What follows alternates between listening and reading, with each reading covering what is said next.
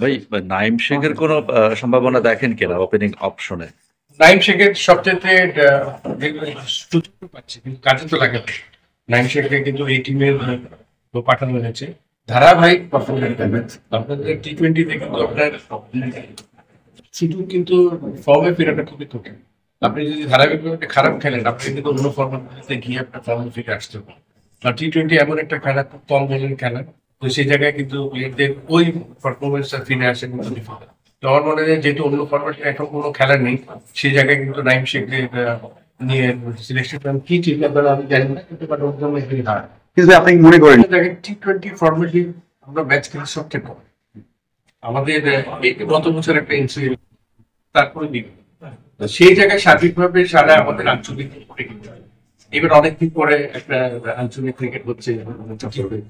তো খেলোয়াড়দের যে আপনার ফর্মে ফিরে পেয়ে এই ফর্মেটটার মধ্যে একদম স্পেশালিস্ট আপনি দেখে দিবেন এরকম ক্রিকেট।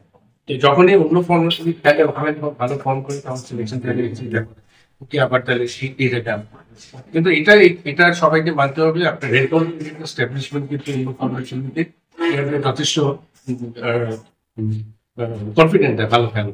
তো সেই হিসাবে আমি মনে করি যে আমাদের ওই ফরম্যাটের জন্য কিন্তু স্পেশালিস্ট নাই বলে ঘুরে ফিরে কিন্তু অন্য ফরম্যাটে যখন ভালো লাগে তখন এই ফরম্যাট খেলা। যদি আমরা একটা মেজর ইভেন্টে আমরা খেলতে যাচ্ছি এসে, ওই জায়গায় এই জায়গায় আমি থাকলে আমি কোনো এক্সপেরিমেন্ট করবো, কারণ আমি এখন থেকে প্রিপারেশন নিয়ে নিলাম যে এশিয়া কাপ তারপর বিশ্বকাপ, এর মাঝে যদি কোনো কারো পারফরমেন্সের যদি ব্যতিক্রম হয়, কারণ সবসময় একটা মাথায় রাখতে হবে 8 দিন ধরে একটা বিশ্বকাপ, কারণ 6 মাসের একটা সময়। তো সেই জায়গায় আমি মনে করি যে এই জায়গায় যদি নির্বাচকরা চিন্তা করে থাকে যে কারণ এটা আমার মনে হয় ঠিক হবে না, কারণ আপনাকে সেরা একাদশটা দরকার এবং সেরা মানে নিয়ে আপনি পুরো বিশ্বকাপ দুইটা জায়গা ফাঁকা আছে, মানে এটা হচ্ছে ওপেনিং এর স্লটে আমাদের ব্যাকআপ নেই, লিচুন ওপেন করবেন না, সেক্ষেত্রে একটা ব্যাকআপ দরকার আছে, নাইমকে হয়তো বাদ দেওয়া হবে বা থাকবেন না।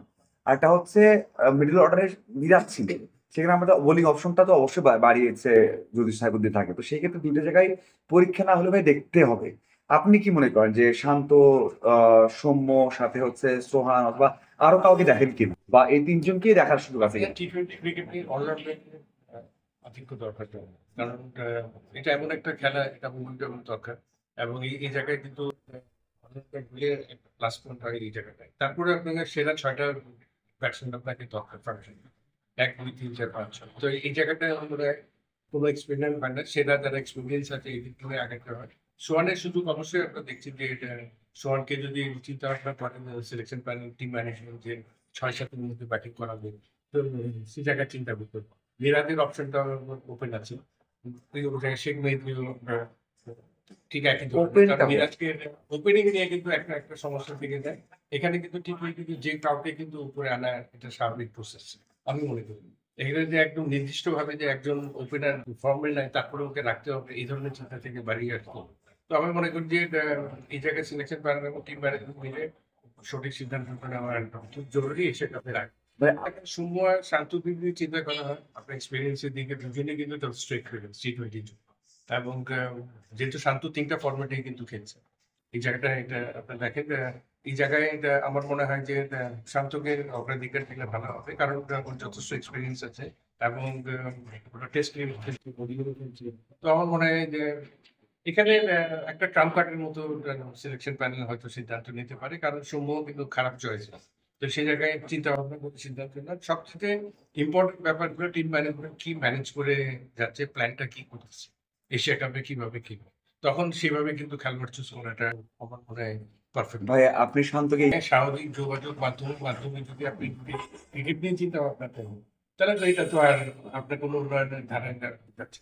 আপনাকে দেখতে হবে আগে আপনার স্ট্রেংথটা কি, আপনার স্ট্রেংথটা কি, আপনি টিম ম্যানেজমেন্টের প্ল্যান থাকে ঠিক এইভাবে কিন্তু টিমটা সাজাতে হবে, সেভাবে কিন্তু আগে দেখা টিম ম্যানেজমেন্টের অনেক চাহিদা থাকে, অনেক ধরনের চিন্তা ভাবনা থাকে, কারণ মাঠে কিন্তু ওরাই দলটাকে সাজানো, কিন্তু সিলেকশন প্যানেল বাইরে থেকে ওদের যা রিকোয়ারমেন্ট আছে তা দিবে।